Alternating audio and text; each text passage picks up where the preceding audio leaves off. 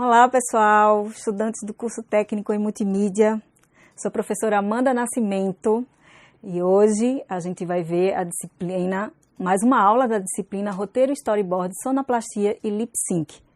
A unidade 3, que é produzir e pesquisar ações, dublagem e trilha sonora. Então, para a gente ilustrar essa aula, fazer uma aula dinâmica, uma aula tá maravilhosa, fica aí. A gente veio aqui para o Estúdio Carranca, que fica no Recife. E vamos conversar com Gera Vieira, um dos sócios do estúdio. Oi, pessoal. Então, como eu falei, estamos aqui no Estúdio Carranca com Gera Vieira, que é um dos sócios aqui do estúdio, Chamei ele nada mais como pessoa, na sumidade, na área, para a gente poder bater esse papo sobre som, sobre dublagem, sobre Foley. E a princípio eu queria saber, Gera, como foi a tua trajetória, como você começou aí no mundo sonoro. Primeiro de tudo eu gostaria de agradecer à escola e à professora Amanda pelo privilégio de estar aqui podendo complementar o conhecimento de vocês com essas informações, com essa nossa conversa. No meu caso especificamente, como foi que eu cheguei no universo do áudio? Eu sou músico. Fui músico de carteirinha durante muito tempo, toquei saxofone em orquestras e bandas e fui tecladista também, Então, o meu encontro com o áudio, ele se deu através da música. No primeiro momento, no registro da música, dos instrumentos musicais, das bandas, de fazer mixagem de música. A gente criou o Estúdio Carranca para ser um estúdio dedicado à música. Mas depois de um tempo, houve a necessidade, depois que eu fiz meu curso no exterior, voltei para cá, a gente entendeu que o vídeo, seja ele para publicidade, seja ele de animação, seja filme, ele tem uma quantidade de conteúdos que necessitam de um aparato técnico bem interessante e, de certa forma, isso nos fez desenvolver o que a gente chama de Carranca Cine, que é a parte do Carranca dedicada ao audiovisual. E isso foi todo um processo, para que a gente chegasse a esse ponto. Hoje a gente tem uma sala de mixagem dedicada aqui no Estúdio Carranca, e evidentemente a gente está nesse momento na sala técnica do estúdio de gravação, que também se transforma num estúdio de gravação de dublagem, de Foley, que a gente vai ver o que é que significam todos esses elementos, mas a gente está nesse momento no local aonde nasce o áudio. E se a gente está falando de animação, professora, como a senhora fez questão de dizer, o áudio da animação, ele nasce aqui, principalmente se os personagens tiverem diálogos, se os diálogos precisarem ser gravados. Então, a interpretação, a maneira como o personagem foi colocado na animação e como o ator tem que encarar aquele formato que foi indicado para ele, nasce aqui. Aqui a gente faz a gravação da voz e depois a gente vai manipular essa voz, editando no software de edição, no computador, e depois essa voz vai se juntar com os outros elementos que existem, que são os efeitos sonoros, que podem ser produzidos ou não. Se eles forem produzidos aqui no estúdio, eles têm o nome de Foley porque geralmente são ligados a elementos que estão em torno do personagem e movimentos do corpo do próprio personagem, E também tem os efeitos sonoros que a gente pode pegar da biblioteca, ambientações que a gente pode gravar. Por exemplo, vamos dizer que a gente esteja fazendo uma animação dentro de Recife e de repente tem uma cena no Mercado São José. Coisa mais interessante, pois é, coisa mais, muitos ruídos, mas olha só, se a gente for buscar um ruído de biblioteca que represente o Mercado São José, vai ser extremamente complicado da gente achar ruídos de biblioteca que tem pessoas falando em português, que tem toda aquela ambientação, a parte onde vendem peixe, camarão, e a parte onde vende artesanato, etc, etc. Então, isso vai ser muito interessante que a gente vá produzir essa ambientação. Então, que a gente tenha um personagem que esteja, digamos assim, numa animação onde ele esteja no Mercado São José e que a gente vá buscar aquele áudio no local de origem, que é muito interessante. E a gente tem todo o equipamento, o aparato, as pessoas, os técnicos para poder fazer isso. Então, a produção do áudio para o meio visual, ela parte do princípio de que o áudio pode ser original, pode ser áudios de biblioteca de áudio que ajudam, evidentemente, a gente a fazer todo o processo de imersão da cena para que o áudio apoie a narrativa de forma a dar a sensação de realidade ou ficcional, né, para o personagem. E, enfim, esse áudio ele pode ser, como eu lhe falei, produzido, né, totalmente produzido original, pode também ser auxiliado por áudios já pré-produzidos de biblioteca. E a outra coisa importante que a gente também produz bastante aqui é trilha sonora.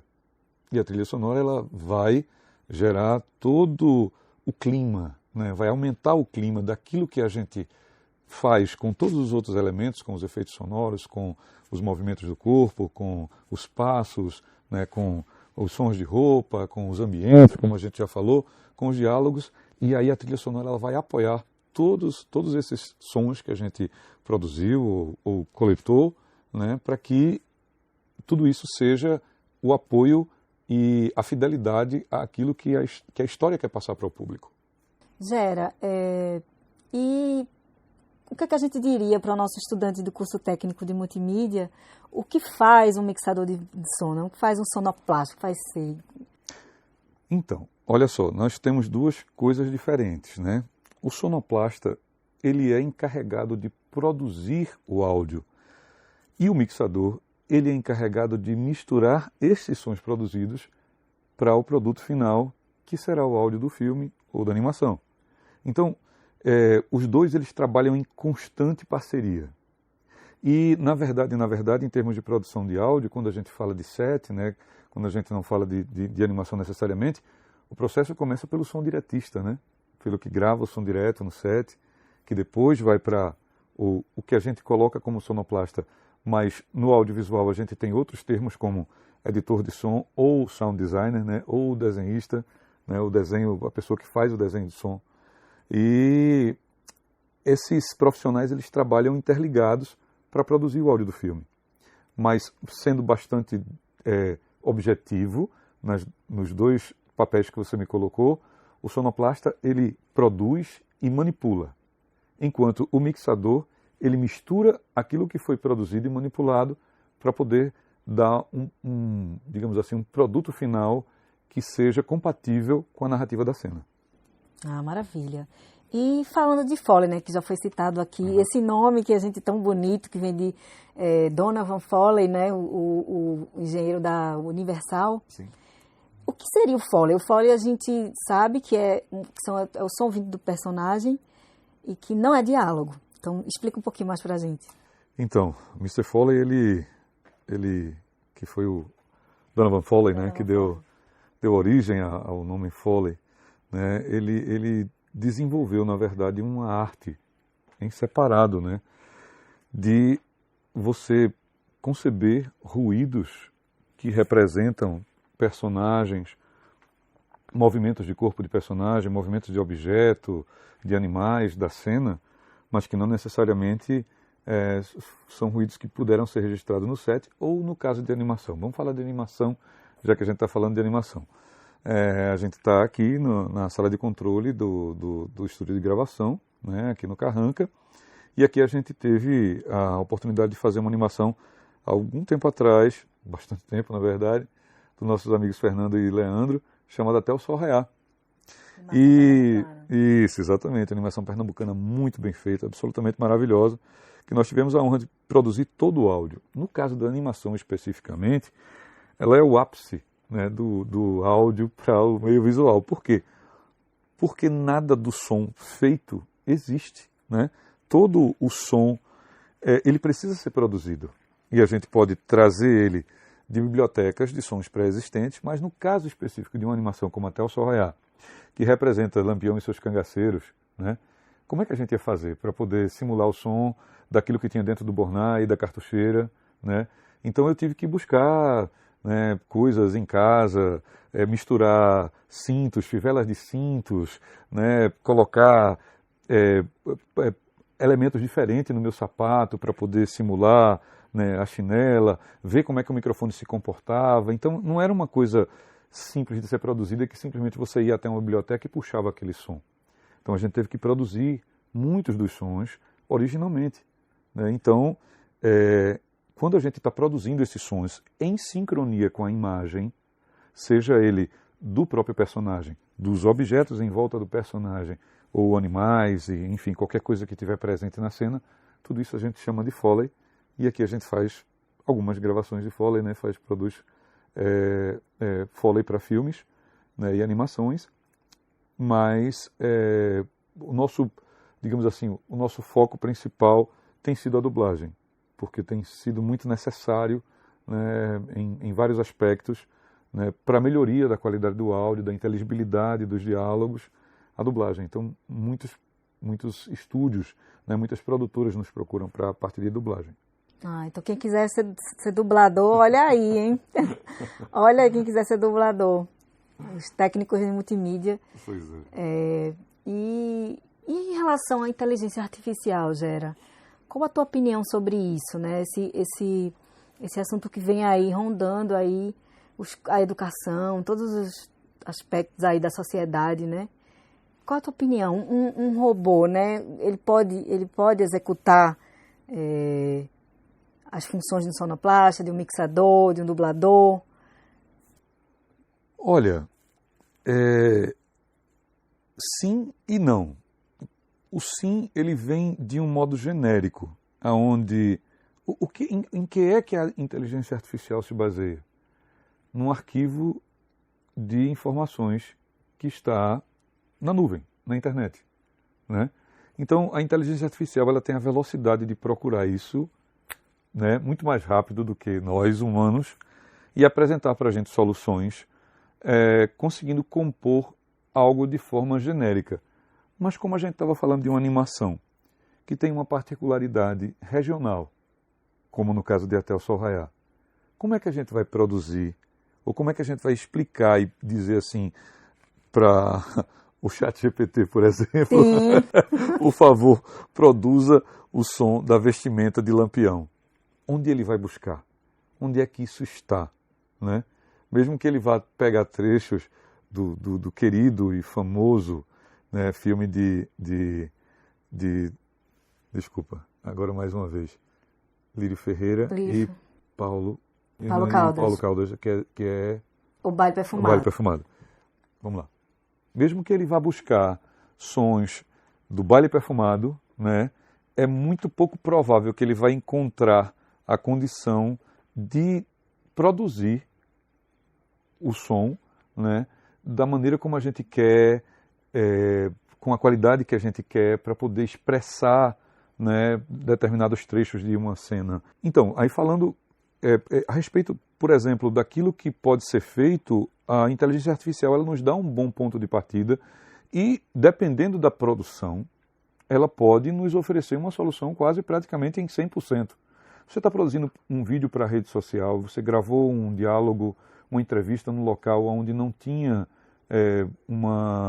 um ambiente muito interessante, onde um reverb muito grande ficou junto com a voz, e aí você de repente quer tornar aquela voz mais seca, quer diminuir o ruído em volta dessa voz, para poder até colocar um outro elemento, né, que você consiga puxar de uma biblioteca, você pode recorrer à inteligência artificial e ela vai poder fazer isso por você, de uma maneira muito interessante.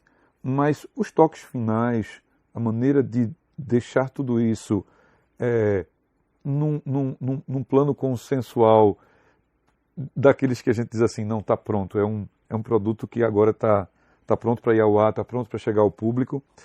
O toque humano eu acho que vai ser sempre necessário, dentro das possibilidades. Mas lógico, é evidente, a gente sabe que a inteligência artificial ela está evoluindo. E lógico, ela foi feita para aprender.